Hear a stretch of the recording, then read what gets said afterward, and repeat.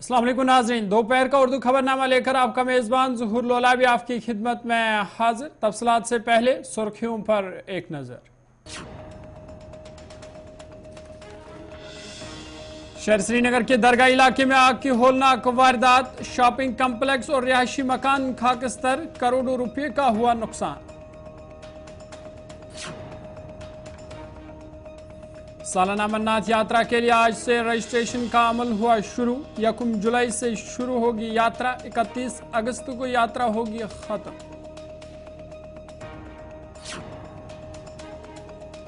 और सूडान में फौज और RSF के दरमियान झड़पें, 80 से ज्यादा अफराद हलाक, 1100 के करीब अफराद जख्मी।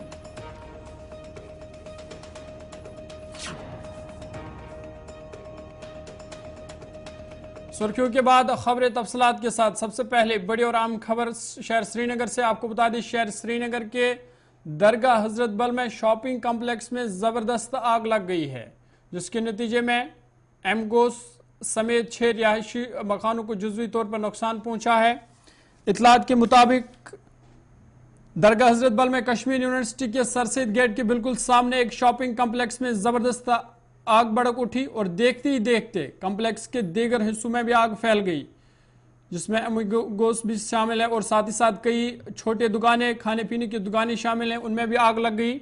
मुकामी लोग और फायर एमरजेंसी के एहलकार आग बुझाने पहुंचे और आखिर तक आग बुझाने में वो कामयाब हुए, ताहम तब तक रिहायशी मकान और कई कम्प्लेक्स खाकस्तर हुए थे।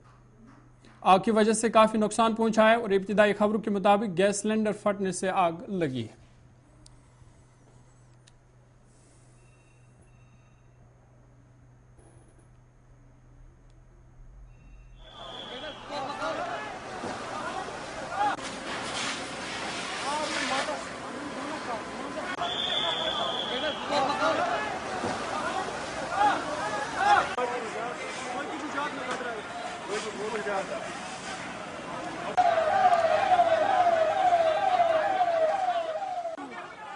मकान खाकसर हो गए, कोई गाड़ी अंदर नहीं गई। की गाड़ियां हैं जो भी यहाँ पे खिदमत कर रही है, सब नहीं, ये गलत बात है। हजरत बल की 2 गाड़ियां हैं, बस वो आ गई, बस और कोई ना आ गई। उनका पानी खत्म हुआ, वो वहाँ पे बैठे थे। आग कहाँ से नमूदार हुई? आग तो एमीगोस के ऊपर से नमूदार हुई। हाँ जी,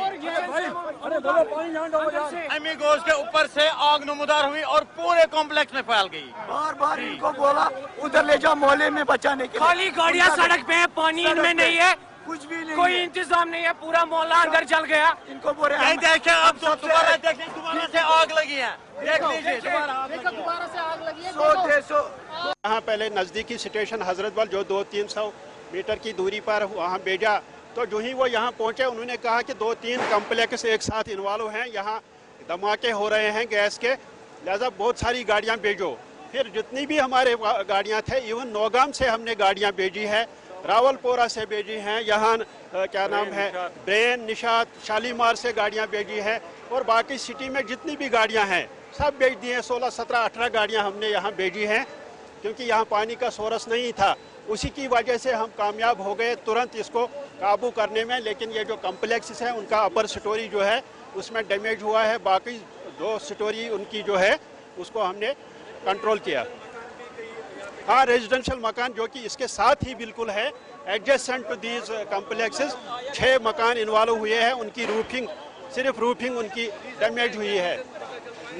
अभी यही तो रेस्टोरेंट से आग नमूदार हुई, फिर वो गैस सिलेंडर, मुझे ज़्यादातर यही लगता है कि शायद गैस सिलेंडर ही इन्वॉल्व हुआ है पहले, फिर बाद में चूँकि वो बहुत सारे सिलेंडर रखे थे उसी में ब्लास्ट हुआ और फैल गया।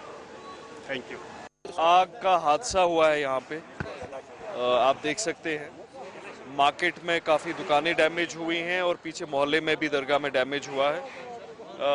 तो उसका जायज़ा लेने के लिए आए हैं। अभी अल्लाह ताला का शुक्र है कि आग पे कंट्रोल आ गया है। पुलिस ने बहुत अच्छा काम यहाँ पे किया है। जो लोकल्स भी कह रहे हैं कि जो लोकल पुलिस है उनकी कारकर्दगी, फायर सर्विसेज की कारकर्दगी अच्छी रही है। अब रिलीफ एक्सटेंड कैसे होगा, इनकी इमदाद कैसे होगी और ये इंक्वायरी कैसे होगी कि ये आग का हादसा शुरू कैसे हुआ, those are secondary steps and those will also happen. अभी डीसी साहब की टीम के साथ राब्ता करके इस चीज़ का भी जायज़ा लिया जाएगा कि what are the financial assistances that can be provided. आगे बढ़ते हैं। जम्मू कश्मीर अपनी पार्टी की तरफ से आज श्रीनगर में एक तकरीब मुनक्कद हुई, जिस दौरान कई लीडरों ने अपनी पार्टी में शमूलियत इख्तियार की। इस मौके पर जालता बुखारी ने पार्टी में उनका खैर मकदम किया, वही उन्होंने इंतजामिया पर जोर दिया कि मजहबी स्कॉलर को ईद के मौके पर रिहा करना चाहिए। उन्होंने कहा कि जम्मू कश्मीर के नौजवान मुल्क की मुख्तलिफ जेलों में बंद हैं, उन्हें भी रिहा करना चाहिए ताकि वो नए सिरे से जिंदगी को जीना शुरू करें।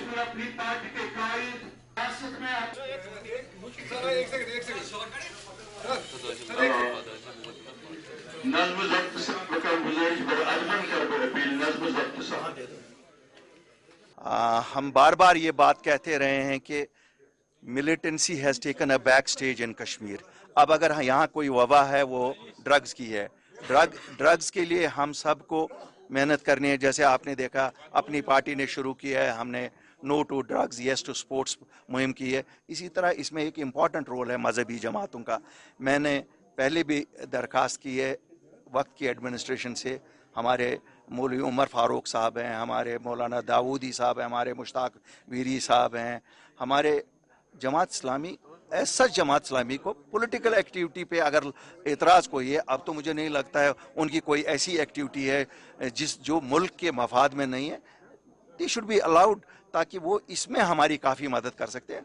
और बहरहाल जमात इस्लामी एक पॉलिटिकल ऑर्गेनाइजेशन भी थी, ठीक है, और एक पोजीशन उन्होंने ली थी। अब मुझे नहीं लगता है आज के दिन में जमात इस्लामी की वैसी कोई एक्टिविटी है, उन पे से बैन उठाना चाहिए and they should be allowed to do a religious activity, क्यों ये तो हक है सबका। और जैसे आपने कहा कैदियों की रिहाई, हमारी तो कोशिश बदस्तूर जारी है। जो 8 मार्च 2020 को हमने शुरू की थी, उस वक्त भी सबसे इम्पॉर्टेंट मुद्दा था जो लोग बाहर के जेलों में बंद थे। अल्लाह के फजल से उस वक्त हम 1600-1700 लोग छुड़ाने में कामयाब हुए। और जो हमने आजकल ये मुहिम शुरू की है, इसमें हम नहीं कहेंगे हम हंड्रेड्स में छुड़वा पा रहे हैं, इक्का दुक्का तीसरा कहीं चल रहा है। आहिस्ता आहिस्ता हमें उम्मीद है। आज मैं अपील करूंगा एलजी साहब से कि इस ईद के मुकद्दस त्यौहार पे अगर इन नौजवानों को रहा किया जाए जो मुख्तलिफ जेलों में हैं, और इनको नए सिरे से अपनी ज़िंदगी जीने का मौका दिया जाए। हम जो सीनियर सोसाइटी में हैं, उनके गाँवों में जो हेड्स हैं, रिलीजियस हेड्स हैं या विलेज हेड्स हैं या उनके माँ बाप हैं, सब जिम्मेवार रहेंगे, क्योंकि इस माशरे में अब रिकन्सिलेशन की ज़रूरत है। आगे बढ़ते हैं। बुद्ध मत के पेशवा दलाई लामा को जहां पिछले कई दिनों से सोशल मीडिया पर तनकीद का निशाना बनाया जा रहा है, वहीं पर लद्दाख में दलाई लामा के हक में बंद देखने को मिला, जहां पर एहतजाजी रैलियां निकाली गई जिसमें तमाम मज़हब के लोगों ने शिरकत की।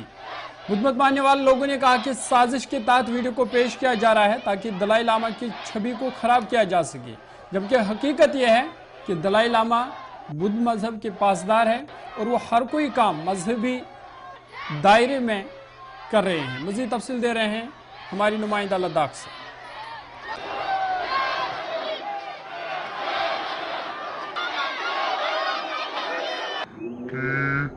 जहां His Holiness the 14th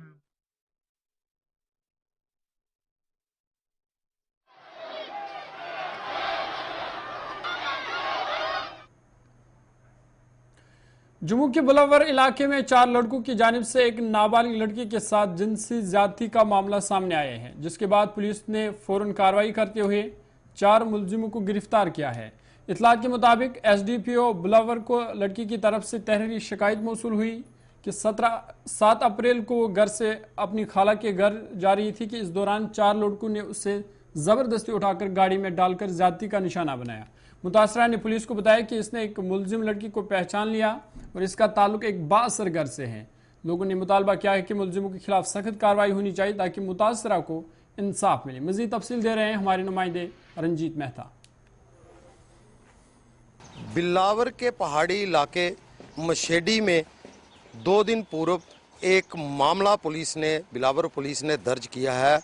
नाबालिग के साथ दुष्कर्म का ये मामला था, जिसमें 4 लोगों को गिरफ्तार किया गया है।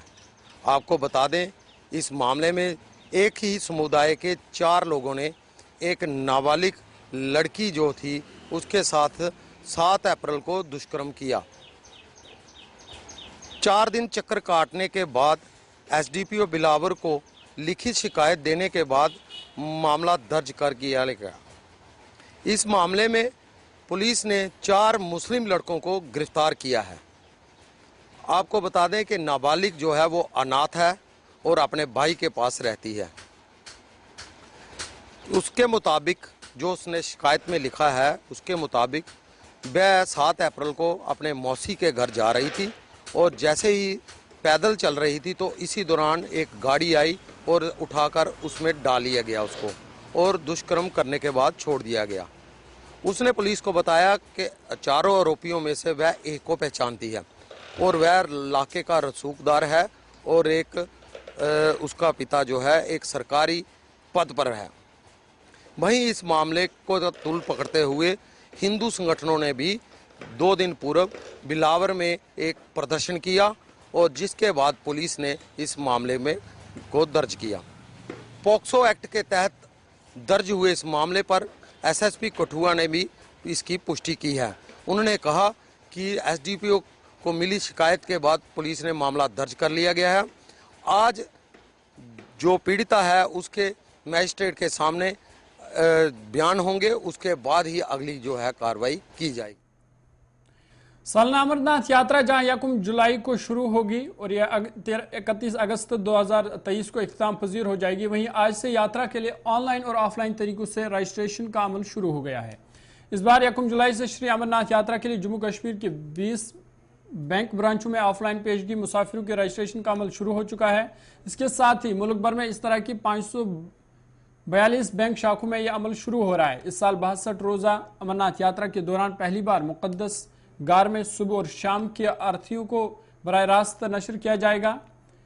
जम्मू जिला में ज्यादा से ज्यादा 6 बैंक शाखों की निशानदेही की गई है। इसके अलावा डोडा में 2, कठुआ में 2, राजौरी, पुंछ, रामबन में 1, रियासी में 2, श्रीनगर, उधमपुर, सांबा में 2 और रामबन में एक बैंक की शाखों में रजिस्ट्रेशन किया जाएगा। मुसाफिरों के रजिस्ट्रेशन के लिए लाजमी हेल्थ सर्टिफिकेट बनाने के लिए जम्मू कश्मीर के मुख्तलिफ अस्पतालों में 166 डॉक्टरों को नामजद किया गया है। यात्रियों के रजिस्ट्रेशन करने वाले बैंकों के अहदेदारान का कहना है कि बिला किसी तवालत के यात्रियों के रजिस्ट्रेशन को यकीनी बनाने के लिए बैंकों की तरफ से माकूल इंतजाम किए गए हैं।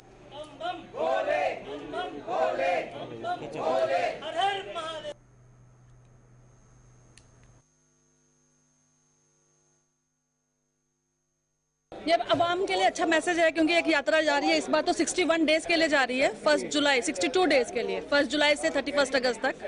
तो लोगों को मैं यही अब कहूँगी कि जितना हो सके जाएं क्योंकि एक अच्छा है वहाँ पर जाना। तो मैं जो मुझे लगता है 5-6 ईयर से लगातार जा रही हूँ। मेरे को 5-6 साल होते हुए जाते हुए।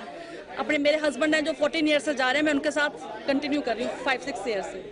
बहुत उत्साह है क्योंकि जो है रजिस्ट्रेशन जो मेडिकल हॉस्पिटल में हम गए थे करवाने के लिए, वहाँ पर बहुत सारे लोग आए हुए हैं जो सुबह से वेट कर रहे हैं कि रजिस्ट्रेशन प्रोसेस जो है शुरू हो जाए। तो अभी वहाँ पे भी स्टार्ट हो गया मेडिकल का और यहाँ पर बैंक्स में भी बहुत अच्छे से दे रहे हैं। हम बालटाल रास्ते से जा रहे हैं। नहीं, प्रशासन ने तो अरेंजमेंट ठीक ही रखा होता है हर बार क्योंकि जिस तरह के वहाँ के रोड हैं, जहाँ पर जो रास्ते हैं उसके अकॉर्डिंग उनका अच्छा ही रहता है हमेशा। रश तो यहाँ पर तो काफी है, यहाँ पर भी बहुत है। मैं तो ये बोलूंगी कि अच्छा है क्योंकि चाहे आप बालटाल से चाहे आप पहलगाम से जाएं, प्रशासन ने वहाँ पर भी अच्छा अरेंजमेंट रखा है। यहाँ पर भी बहुत ठीक है कि आज पंजीकरण स्टार्ट होना था तो बैंक्स ने भी बहुत अच्छे से इनॉग्रेशन रखी है। आई थिंक कि बहुत अच्छे से इनॉग्रेट कर रहे हैं। जेके बैंक में भी है, पंजाब बैंक में भी है, तो लोग अपनी जितनी हो सके उतना ये करवा सकते हैं। बहुत खुशी है हमें कि हमारी रजिस्ट्रेशन हो रही है और हम पिछले 2 महीने से इंतजार कर रहे हैं क्योंकि हर साल 1 मार्च से शुरू हो जाती है, लेकिन इस बार इन्होंने अप्रैल में स्टार्ट की है रजिस्ट्रेशन। तो मैसेज यही है कि लोगों को जाना चाहिए, एक बार वहाँ के दर्शन करने चाहिए। ऑनलाइन नहीं सर, ऑफलाइन कर रहे हैं। हम अपनी फॉर्मेलिटी पूरी करके आए हैं और यहाँ पे अभी हमारी रजिस्ट्रेशन हो जाएगी। हम हर साल जाते हैं, पिछले 14 साल से मैं रेगुलर जा रहा हूँ, तो पहले दिन ही जाते हैं हम। जी, बहुत ही एक्साइटमेंट है लोगों में, बहुत उत्साह भरा हुआ है और हर बार इस यात्रा का बहुत देर से इंतजार रहता है। जो यात्री जाते हैं और जो भोलेनाथ के भक्त हैं, जो लगता है सभी भोलेनाथ के भक्त हैं, बट वहाँ पे गुफा में जाके जो एक आपको फीलिंग्स आती है, वहाँ पे एक बहुत ही अलग एक्सपीरियंस है। आपको वहाँ पे इतनी पॉजिटिविटी है, इतनी ज़्यादा पॉजिटिव वाइब्स हैं जो वहाँ जाके ही आप महसूस कर सकते हो। टीवी पे देखना और बैठ के सुनना वो एक बात है, लेकिन वहाँ जाके जो आप फील करोगे वो वहीं पे जाके आप कर सकते हो। वहाँ पे ऐसे लगता है साक्षात शिव जी का यहाँ पे वास है। ये खुशी की बात है कि इस बार यात्रा थोड़ी सी लंबी की गई है और इससे और भी यात्रियों को मौका मिलेगा जाने का और अपनी मनोकामना पूर्ति के लिए वहाँ पे शिव जी से मांगने का, जो भी उनकी इच्छा है वो मांग। हम बालटाल से जा रहे हैं, हम 4 लोग जा रहे हैं। पहली बार आयुष्मान भारत डिजिटल मिशन के तहत जम्मू कश्मीर के 11 अस्पतालों में QR कोड पर मबनी रजिस्ट्रेशन खिदमात शुरू की गई है, जो मरबूत डिजिटल हेल्थ इंफ्रास्ट्रक्चर को फाल करने के लिए दरकार रीढ़ की हड्डी को कायम करने की कोशिश करती है। QR कोड पर मबनी रजिस्ट्रेशन सर्विस मरीजों को अपने मोबाइल फोन से अस्पताल के मुनफरिद QR कोड को स्कैन करने और अस्पताल में अपना ज़ाती डेटा जमा कराने की इजाज़त देती है। इंचार्ज रजिस्ट्रेशन जावेद अहमद का कहना है कि महकमा ने अमल शुरू कर दिया है और ये जम्मू कश्मीर में सेहत के शोबे के लिए गेम चेंजर साबित होगा और मरीजों की मदद करेगा।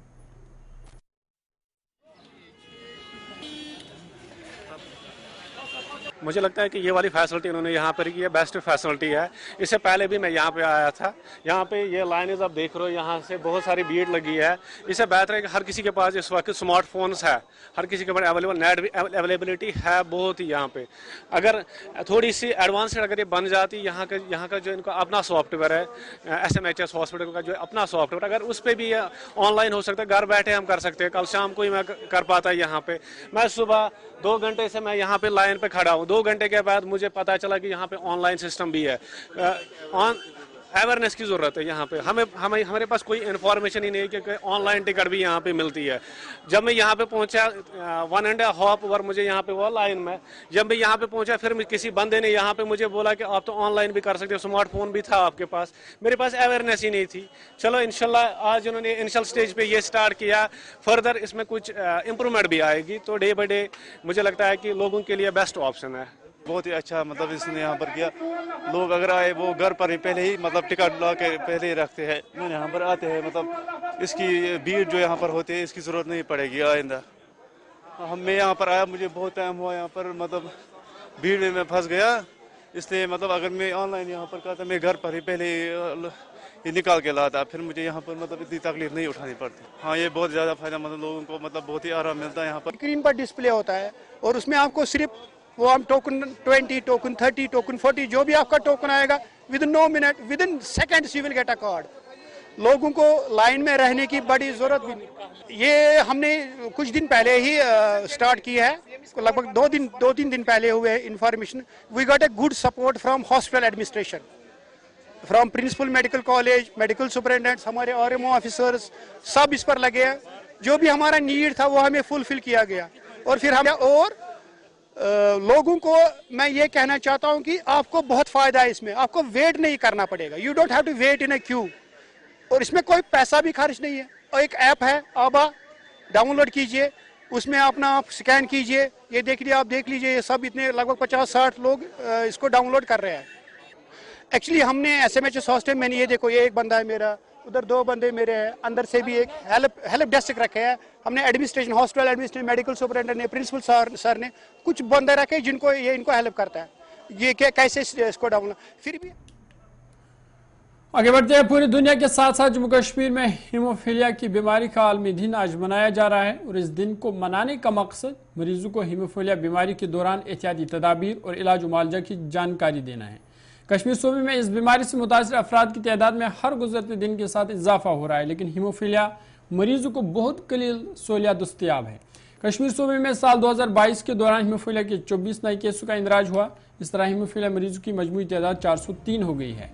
हीमोफीलिया एसोसिएशन कश्मीर का कहना है कि हीमोफीलिया सेंटर में एक ही जगह तमाम सहूलियत दस्तयाब न होने की वजह से मरीजों को तशखीस टेस्टों के लिए मुख्तलिफ शोबाजात के चक्कर लगाने पड़ते हैं, जो अक्सर मरीजों के लिए तकलीफ देह साबित होता है। जेएमसी श्रीनगर में हीमोफीलिया मरीजों के लिए 6 बिस्तरों पर मुश्तमिल सेंटर साल 2014 के सैलाब में गैर महफूज करार दी गई बिल्डिंग में कायम किया गया है। यहाँ सिर्फ 6 बिस्तर दस्तयाब है, जबकि हीमोफीलिया मरीजों के लिए दरकार जरूरी टेस्टिंग सहूलियात, फिजियोथेरेपी सेंटर, शोबा इत्फाल, एक्सरे और दीगर सहूलियात दस्तयाब ही नहीं है। इस मर्ज में मुब्तला मरीजों का कहना है कि जख्मी हीमोफीलिया मरीज के लिए वो तकलीफ दह लम्हा होता है जब उसको किसी शोबे के बाहर इंतजार करना पड़ता है। उनका कहना है कि फिजियोथेरेपी की भी कोई सहूलियात दस्तयाब नहीं है और अगर फिजियोथेरेपी के लिए सेंटर कायम किया जाता है तो 95% मरीज की टांगें मुंजमद नहीं होगी और उनको अद्वियात की जरूरत भी नहीं पड़ेगी। इधर डॉक्टरों का कहना है कि इसके लिए हमने सरकार को मंसूबा भी भेजा है। उनके मुताबिक मंसूबा में हीमोफीलिया और खून की मुख्तलिफ बीमारियों में मुब्तला अफराद के लिए दरकार तमाम तबी सहूलियात कायम करने का मंसूबा है। उनके मुताबिक इन मरीजों को तमाम सहूलियत एक छत के नीचे दस्तयाब होंगी।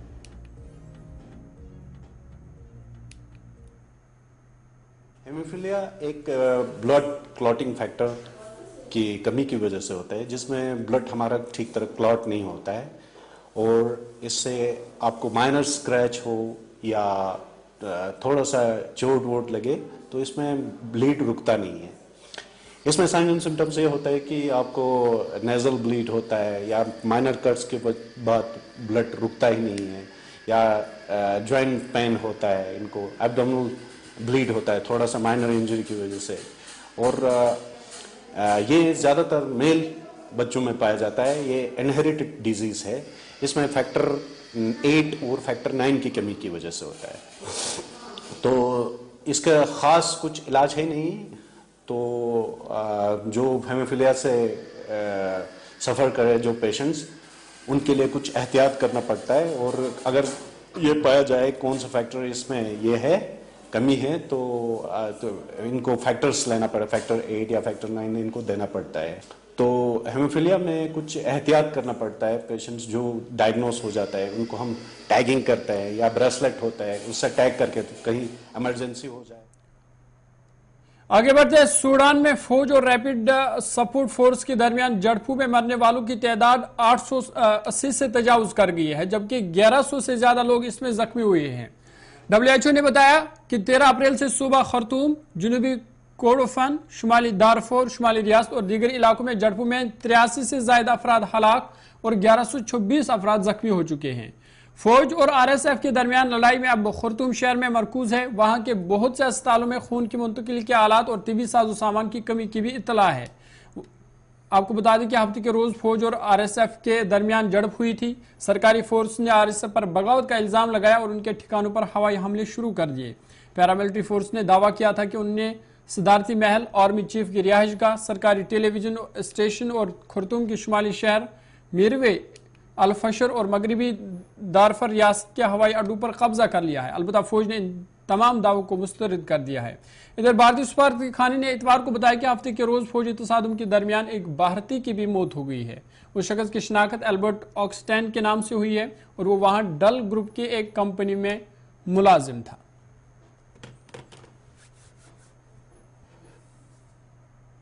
दोपहर के ताजा उर्दू खबरनामे में फिलहाल इतना ही। अपने मेजबान ज़ुहूर लोलाबी को दीजिए इजाजत। मजीद खबरों और अपडेट्स के लिए आप देखते रहिए गुलिस्तान न्यूज।